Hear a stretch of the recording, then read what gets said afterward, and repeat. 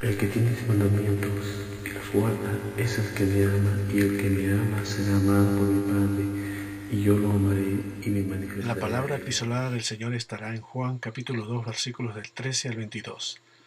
Estaba cerca la Pascua de los judíos, y subió Jesús a Jerusalén, y halló en el templo a los que vendían bueyes, ovejas y palomas, y a los cambistas ahí sentados. Y haciendo un azote de cuerdas, echó fuera del templo a todos, y las ovejas y los bueyes, y esparció las monedas de los cambistas, y volcó las mesas. Y dijo a los que vendían palomas: Quitad de aquí esto, y no hagáis de la casa de mi padre casa de mercado. Entonces se acordaron sus discípulos que está escrito: El celo de tu casa me consume. Y los judíos respondieron y le dijeron: ¿Qué señal nos muestras, ya que haces esto? Respondió Jesús y les dijo: Destruid este templo, y en 3 días lo levantaré. Dijeron luego los judíos: En 46 años fue edificado el templo, ¿y tú en 3 días lo levantarás? Mas él hablaba del templo de su cuerpo. Por tanto, cuando resucitó de entre los muertos, sus discípulos se acordaron que había dicho esto, y creyeron la escritura y la palabra que Jesús había dicho. Empezamos con el mensaje de hoy en el versículo 13. Estaba cerca la Pascua de los judíos, y subió Jesús a Jerusalén. La fiesta de la Pascua es la primera de las 7 fiestas solemnes del Señor. Las otras son las de los panes sin levadura, la de las primicias, la del Pentecostés, la de las trompetas, la de la expiación y la de los tabernáculos, que aparecen descritas en el libro de Levíticos capítulo 23. La fiesta de la Pascua marca el comienzo de la liberación del pueblo de Israel de su esclavitud en Egipto por la mano poderosa de Dios. El día antes de salir de Egipto se sacrificó un cordero y se hizo un asado al fuego. Dice Éxodo capítulo 12 versículos del 8 al 11. Y aquella noche comerán la carne asada al fuego y panes sin levadura, con hierbas amargas lo comerán. Ninguna cosa comeréis de él cruda, ni cocida en agua, sino asada al fuego, su cabeza con sus pies y sus entrañas. Ninguna cosa dejaréis de él hasta mañana, y lo que quedare esta mañana lo quemaréis en el fuego, y lo comeréis así: ceñidos vuestros lomos, vuestros calzados en vuestros pies, y vuestro bordón en vuestra mano, y lo comeréis apresuradamente. Es la Pascua de Jehová. Ahora, Jesús debía iniciar su ministerio en el templo, porque esto era lo que había hablado Dios a través del profeta. Veamos Malaquías capítulo 3 versículo 1. He aquí yo envío mi mensajero, el cual preparará el camino delante de mí, y vendrá súbitamente a su templo el Señor, a quien vosotros buscáis, y el ángel del pacto, a quien deseáis vosotros. He aquí viene, ha dicho Jehová de los ejércitos. Juan el Bautista vino como el mensajero de Dios que había de preparar el camino delante del Señor. Por otro lado, el mismo profeta Malaquías había anunciado cuál sería la labor que realizaría el Mesías cuando llegara a su templo. Dice Malaquías capítulo 3 versículos del 2 al 3. ¿Y quién podrá soportar el tiempo de su venida? ¿O quién podrá estar en pie cuando Él se manifieste? Porque Él es como fuego purificador y como jabón de lavadores, y se sentará para afinar y limpiar la plata, porque limpiará a los hijos de Leví, los afirmará como a oro y como a plata, y traerán a Jehová ofrenda en justicia. El profeta había anunciado que cuando el Mesías viniera, iba a limpiar a los hijos de Leví, es decir, a los sacerdotes, y afinarlos para que traigan ofrenda en justicia. Así hoy somos nosotros, dice 1 de Pedro capítulo 2 versículo 9. Mas vosotros sois linaje escogido, real sacerdocio, nación santa, pueblo adquirido por Dios, para que anunciéis las virtudes de aquel que os llamó de las tinieblas a su luz admirable. Antes y durante la Pascua eran días que iba mucha gente a Jerusalén, al templo. Continuamos con el texto de hoy en el versículo 14. Y halló en el templo a los que vendían bueyes, ovejas y palomas, y a los cambistas ahí sentados. Ahora, siempre se solía llevar ofrenda al templo, pero para este día se incrementaban más, y para entender este versículo es necesario ir al Antiguo Testamento para comprender las ofrendas que eran llevadas ante el Señor. Estos eran sacrificios de animales, y debe haber una buena razón para que estos sacrificios abarquen una sección tan grande en el Pentateuco como es el libro de Levítico. Veamos lo que el Señor dijo a Moisés en Levítico capítulo 1, versículo 2. Habla a los hijos de Israel y diles: cuando alguno de entre vosotros ofrece ofrenda a Jehová de ganado vacuno u ovejuno, haréis vuestra ofrenda.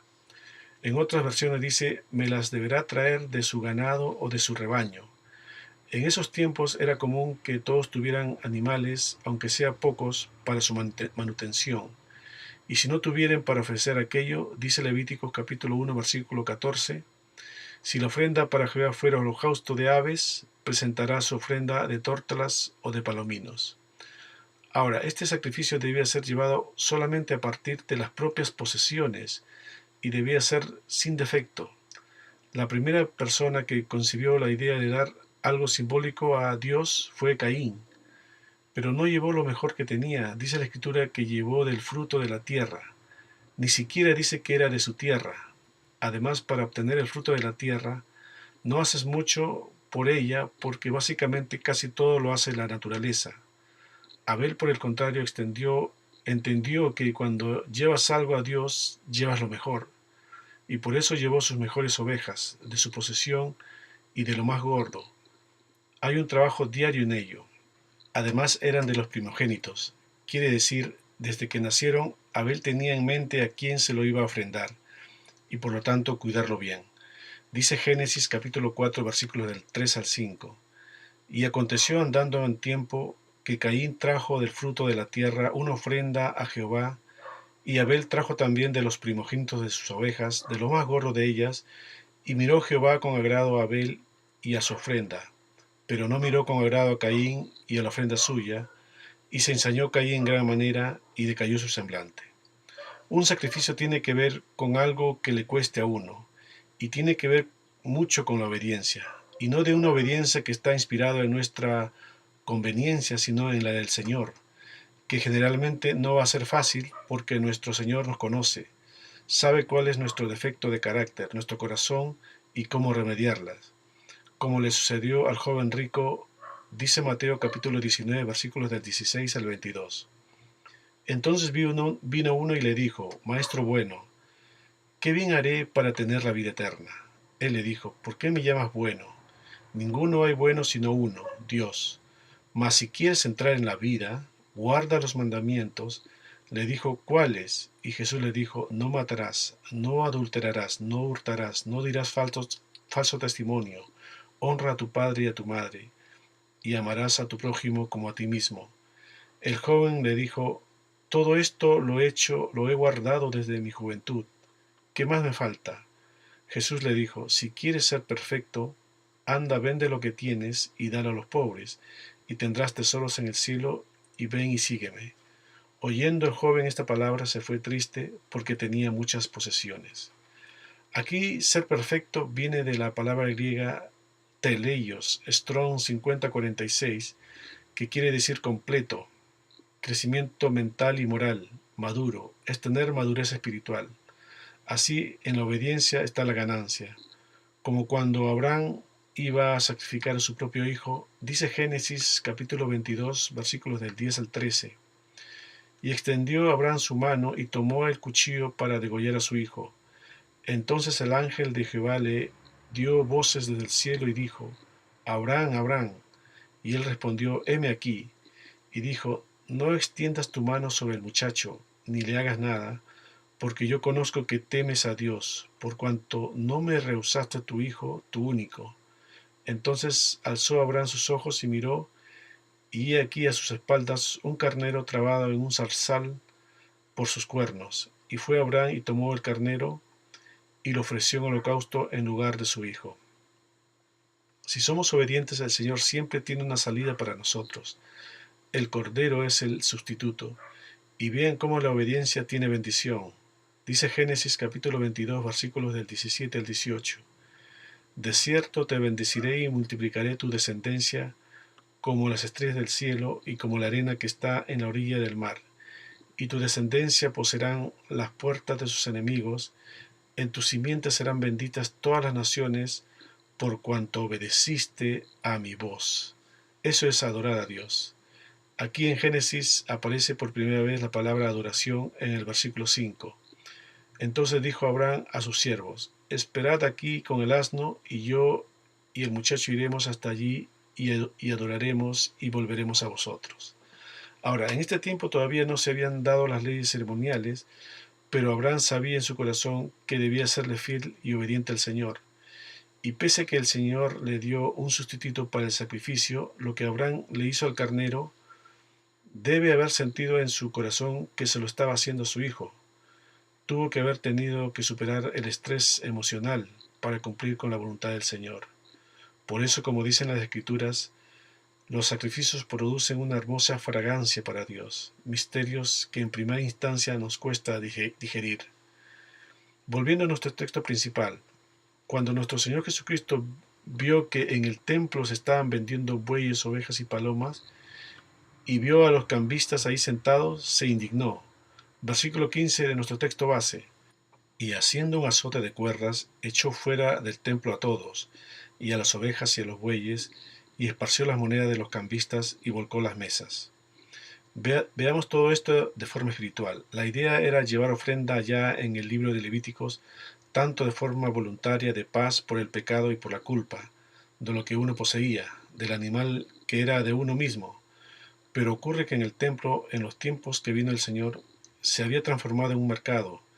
Ya los que venían a ofrendar no traían nada para ofrendar, sino que compraban en el mismo templo y eso lo presentaban como ofrenda. Los sacerdotes, que debían revisar que los animales estuvieran sin defecto, ya no les importaba porque ellos mismos consentían la venta de animales y probablemente ellos mismos estaban comercializando, en vez de estar ministrando, enseñando y dando luz a los creyentes. Por lo mismo, no es de extrañarse lo que Jesús les dijo en Mateo capítulo 23, versículo 13. Mas hay de vosotros, escribas y fariseos hipócritas, porque cerráis el reino de los cielos delante de los hombres, pues ni entráis vosotros, ni dejáis entrada a los que están entrando. Ay de vosotros, escribas y fariseos hipócritas, porque devoráis las casas de las viudas, y como pretexto hacéis largas oraciones. Por esto recibiréis mayor condenación. Ay de vosotros, escribas y fariseos hipócritas, porque recorréis mar y tierra para ser un prosélito, y una vez hecho, le hacéis 2 veces más hijos del infierno que vosotros. Ay de vosotros, guías y ciegos, que decís: si alguno jura por el templo, no es nada, pero si alguno jura por el oro del templo, es deudor. Insensatos y ciegos, porque ¿cuál es mayor, el oro o el templo, que santifica el oro? También decís: si alguno jura por el altar, no es nada, pero si alguno jura por la ofrenda que está sobre él, es deudor. Necios y ciegos, porque ¿cuál es mayor, la ofrenda o el altar que santifica la ofrenda? Pues el que jura por el altar, jura por él y por todo lo que está sobre él. Y el que jura por el templo, jura por él y por el que lo habita. Y el que jura por el cielo, jura por el trono de Dios y por aquel que está sentado en él. Ay de vosotros, escribas y fariseos hipócritas, porque diezmáis la menta y el eneldo y el comino, y dejáis lo más importante de la ley, la justicia, la misericordia y la fe. Esto era necesario hacer sin dejar de ser aquello. Ahí en el versículo 18 de lo que acabamos de leer dice: si alguno jura por el altar, no es nada, pero si alguno jura por la ofrenda que está sobre él, es deudor. Es decir, estos fariseos le daban más importancia a la ofrenda que al altar. Y lo mismo pasa en nuestros días. Se da más importancia a lo que uno pueda llevar materialmente que a la casa espiritual, que debe estar en santidad. Y eso es en mayor parte culpa de los ministros o guías espirituales. Jesús no solo les está llamando ciegos, sino guías de ciegos. Enseñar genuinamente es parte de una forma de darle vista a los ciegos. Por eso en una oportunidad Jesús utilizó barro, que representa a otro ser humano, para darle vista a un ciego. Dice Juan capítulo 9 versículos del 5 al 7. Entre tanto que estoy en el mundo, luz soy del mundo. Dicho esto, escupió en tierra e hizo lodo con la saliva y untó con el lodo los ojos del ciego y le dijo: ve a lavarte en el estanque de Siloé, que traducido es enviado. Fue entonces y se lavó y regresó viendo. Así pues debe enseñar que lo del hombre interior es más importante que lo que uno pueda llevar. Si estás en santidad, entonces lo que uno lleva está santificado. Pero para que esté en santidad hay que enseñar, porque una vez enseñando ya la responsabilidad no es del profesor sino del alumno. Por eso Pablo le dijo a la iglesia de Roma en Romanos capítulo 12 versículos del 1 al 2: Así que, hermanos, os ruego por las misericordias de Dios, que presentéis vuestros cuerpos en sacrificio vivo, santo, agradable a Dios, que es vuestro culto racional. No os conforméis a este siglo, sino transformaos por medio de la renovación de vuestro entendimiento, para que comprobéis cuál sea la buena voluntad de Dios, agradable y perfecta. Así, en este mismo pasaje, pero en Mateo capítulo 21, versículo 13, Jesús dijo a los que deberían cuidar el templo, y les dijo: escrito está, mi casa, casa de oración será llamada, mas vosotros la habéis hecho cueva de ladrones. Cueva de ladrones porque le han robado la gloria al Creador para dársela a las criaturas, ya que la forma de glorificar a Dios es recobrar su imagen. Es decir, nuestro pasaje de hoy no habla solo contra los que estaban a cargo del templo, sino también de los que van a ofrendar falsamente, ya que los ladrones no viven en cuevas, sino van a las cuevas a contar y a resguardar su botín. Dice Romanos capítulo 12, versículos del 21 al 25: Pues habiendo conocido a Dios, no le glorificaron como a Dios, ni le dieron gracias, sino que se envanecieron en sus razonamientos, y su necio corazón fue entenebrecido. Profesando ser sabios, se hicieron necios, y cambiaron la gloria de Dios incorruptible en semejanza de imagen de hombre corruptible, de aves, de cuadrúpedos y de reptiles, por lo cual también Dios los entregó a la inmundicia en la concupiscencia de sus corazones, de modo que deshonraron entre sí sus cuerpos, ya que cambiaron la verdad de Dios por la mentira, honrando y dando culto a las criaturas antes que al Creador, el cual es bendito por los siglos. Amén. Es decir, en vez de llevar buenas ofrendas de obediencia, creciendo en la gracia del Señor, llevaron imagen de animales y de aves. Dice Isaías capítulo 1 versículos del 10 al 17: Príncipes de Zamorra, oíd la palabra de Jehová, escuchad la ley de nuestro Dios, pueblo de Gomorra. ¿Para qué me sirve, dice Jehová, la multitud de vuestros sacrificios? Hastiado estoy de holocaustos de carneros y de cebo de animales gordos. No quiero sangre de bueyes, ni de ovejas, ni de machos cabríos. ¿Quién demanda esto de vuestras manos cuando venís a presentarlos delante de mí para hollar mis atrios? No me traigáis más vana ofrenda. El incienso me es abominación, luna nueva y día de reposo. El invocar asambleas no lo puedo sufrir. Son iniquidad vuestras fiestas solemnes. Vuestras lunas nuevas y vuestras fiestas solemnes las tienen aborrecida mi alma. Me son gravosas, cansado estoy de soportarlas. Cuando extendáis vuestras manos, yo esconderé de vosotros mis ojos. Asimismo, cuando multipliquéis la oración, yo no oiré. Llenas están de sangre de vuestras manos. Lavaos y limpiaos, quitad la iniquidad de vuestras obras de delante de mis ojos. Dejad de hacer lo malo, aprended a hacer el bien, buscad el juicio, restituid al agraviado, haced justicia al huérfano, amparad a la viuda. Por lo mismo que Jesús se hizo un azote de cuerdas y los echó a todos para asustar a los animales, porque para los hombres una sola palabra suya tenía todo el poder necesario para controlar cualquier situación. Además estaba usando su autoridad sobre el templo. Todo esto está en perfecta armonía con su naturaleza y carácter, ya que donde Él esté revelará su santidad y producirá limpieza. Dice además que esparció las monedas de los cambistas y volcó las mesas. Para entender esto de las monedas debemos ir al libro de Cantares, capítulo 8, versículos del 11 al 12. Salomón tuvo una viña de Baal-Hamón, la cual entregó a guardas, cada uno de los cuales debía traer 1000 monedas de plata por su fruto. Mi viña, que es mía, está delante de mí. Las 1000 serán tuyas, oh Salomón, y 200 para los que guardan su fruto. Esta parte está hablando de Salomón, que cuando escuchamos su nombre lo relacionamos con el templo, y dice que tuvo una viña en Baal-Hamón, que su significado en hebreo es Señor de multitud, y a los guardas les ha sido encomendada esta viña, quienes debían traer monedas por su fruto. Si lo llevamos a la parte espiritual, los guardas del templo debían traer buena cosecha de fruto de la enseñanza en el Espíritu. Dice Gálatas capítulo 5 versículos 22 al 23. Mas el fruto del Espíritu es amor, gozo, paz, paciencia, benignidad, bondad, fe, mansedumbre, templanza. Contra tales cosas no hay ley. Dice Salmos capítulo 119, versículos 67 al 72. Antes de sufrir anduve descarriado, pero ahora obedezco tu palabra. Tú eres bueno y haces el bien, enséñame tus decretos. Aunque los insolentes me difamen, yo cumplo tus preceptos con todo el corazón. El corazón de ellos es torpe e insensible, pero yo me regocijo en tu ley. Me hizo bien haber sido afligido, porque así llegué a conocer tus decretos. Para mí es más valiosa tu enseñanza que millares de monedas de oro y de plata. En cambio, en el templo estaban los cambistas, quienes recibían de las ofrendas de animales antes que ver manifestada la gloria del Señor en los creyentes. Por eso el Señor habla fuerte en Isaías capítulo 1, versículos del 21 al 25. ¿Cómo te has convertido en ramera, oh ciudad fiel?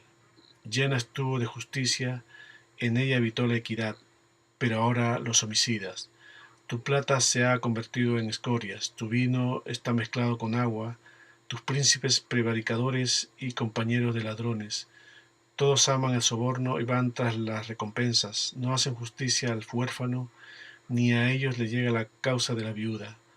Por tanto, dice el Señor Jehová de los ejércitos, el fuerte de Israel: Ea, tomaré satisfacción de mis enemigos, me vengaré de mis adversarios, y volveré mi mano contra ti, y limpiaré hasta lo más puro de tus escorias, y quitaré toda tu impureza.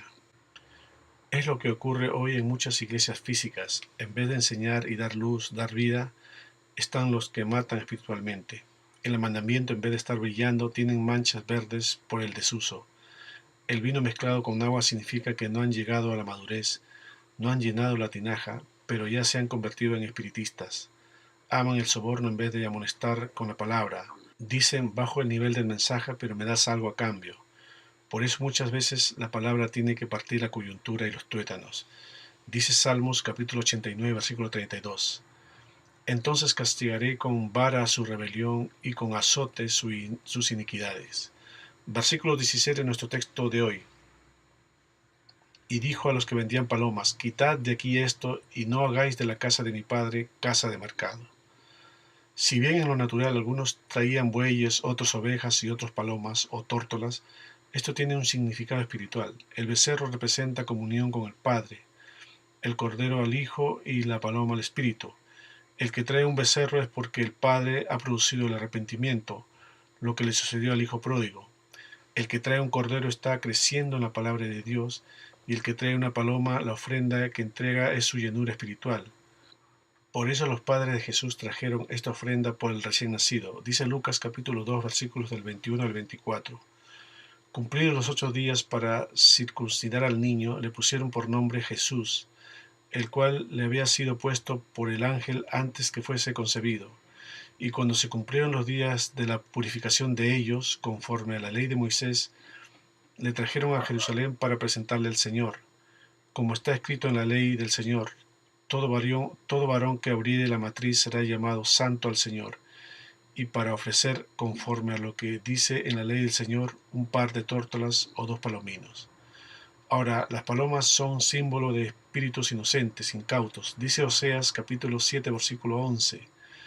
Efraín fue como paloma incauta sin entendimiento, llamarán a Egipto, acudirán a Asiria. Es decir, volarán hacia el mundo. En cambio, el Espíritu Santo, que se asocia con la paloma, es entendida porque se mueve sobre las aguas, sobre la palabra. Dice Isaías capítulo 60, versículos del 8 al 9. ¿Quiénes son estos que vuelan como nubes y como palomas a sus ventanas? Ciertamente a mí esperarán los de la costa y las naves de Tarsis desde el principio, para traer tus hijos de lejos, su plata y su oro con ellos, al nombre de Jehová tu Dios y al Santo Israel que te ha glorificado. Habla de los hijos espirituales genuinos, mas los otros hijos incautos se llenan de espíritus de Egipto. Sus ventanas, sus ojos se van tras novelas, películas del mundo, todo lo que te ofrece el mundo. Continuamos con nuestro texto principal en el versículo 17. Entonces se acordaron sus discípulos de que está escrito: el celo de tu casa me consume. Dice Salmos capítulo 69, versículo 9. El celo por tu casa me consume, sobre mí han recaído los insultos de tus detractores. Versículo 18. Y los judíos respondieron y le dijeron: ¿qué señal nos muestras ya que haces esto? Lo lógico habría sido que estuvieran avergonzados por haber llegado al punto de convertir el templo de Dios en un mercado de animales, pero lejos de ellos se atrevieron a confrontar a Jesús. En su forma de pensar, si Jesús creía que tenía una autoridad superior a la de ellos, debería acreditarla por medio de la realización de alguna señal. Sin embargo, ellos se habían formado su propia idea de lo que era una señal válida, tal vez que hiciera descender fuego del cielo como lo hizo Elías. La verdad es que no estaban dispuestos a recibirle, hiciera lo que hiciera. Nada sería de su agrado. De hecho, Juan nos dice que allí mismo, durante la fiesta de la Pascua, Jesús hizo muchas señales. Dice Juan capítulo 2, versículo 23. Estando en Jerusalén en la fiesta de la Pascua, muchos creyeron en su nombre, viendo las señales que hacía. El problema de los judíos era el mismo que el de muchos en la actualidad. Lo que les falta no son evidencias, sino disposición para creer. De hecho, la propia limpieza del templo y la forma majestuosa en la que Jesús la realizó, sin que nadie se atreviese a resistirle, constituía una señal en sí misma que había sido anunciada por el profeta Malaquías que leímos en el principio. Versículo 19. Respondió Jesús y les dijo: Destruid este templo y en 3 días lo levantaré. En Jesús moraba el Espíritu Santo, su cuerpo era templo de habitación del Consolador. Dice Juan capítulo 1 versículo 14. Y aquel verbo fue hecho carne y habitó entre nosotros, y vimos su gloria, gloria como del unigénito del Padre, lleno de gracia y de verdad. Versículo 20. Dijeron luego los judíos: En 46 años fue edificado el templo, y tú en 3 días lo levantarás. Los judíos habían tenido la palabra, pero no el espíritu de la palabra, como debió haber sido. Todo lo entendían literal y no espiritual. Versículo 21. Mas él hablaba del templo de su cuerpo. Así también en nosotros, porque somos templo del Espíritu Santo. Dice 1 Corintios capítulo 6, versículos del 19 al 20. ¿O ignoráis que vuestro cuerpo es templo del Espíritu Santo, el cual está en vosotros, el cual tenéis de Dios, y que no sois vuestros, porque habéis sido comprado por precio? Glorificad pues a Dios en vuestros cuerpos y en vuestro espíritu, los cuales son de Dios. Y debemos guardarlo en santidad, nada de tener en el templo imágenes de animales, parecernos al hombre natural, a los hijos de desobediencia, ni de imágenes de bestias, parecernos al mundo inicuo, ni espíritus mundanos que no sean de la palabra de vida. Dice Juan capítulo 6 versículo 63. El espíritu es el que da vida, la carne para nada aprovecha. Las palabras que yo os he hablado son espíritu y son vida. Versículo 22. Por tanto, cuando resucitó de entre los muertos, sus discípulos se acordaron de que había dicho esto, y creyeron en la escritura y la palabra que Jesús había dicho. Cuando te llegue la revelación, más anhelas la santidad. Para terminar, dice Jeremías capítulo 7 versículos del 1 al 7.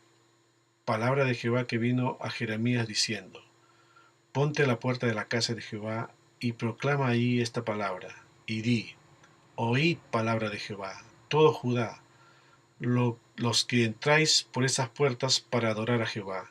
Así ha dicho Jehová de los ejércitos, Dios de Israel: Mejorad vuestros caminos y vuestras obras, y os haré morar en este lugar. No fiéis en palabras de mentira, diciendo: Templo de Jehová, templo de Jehová, templo de Jehová es este. Pero si mejorareis cumplidamente vuestros caminos y vuestras obras, si con verdad hiciereis justicia entre el hombre y su prójimo, y no oprimiereis al extranjero, al huérfano y a la viuda, ni en este lugar derramareis sangre inocente, ni anduviereis en pos de dioses ajenos para mal vuestro, os haré morar en este lugar, en tierra que di a vuestros padres para siempre. Amén.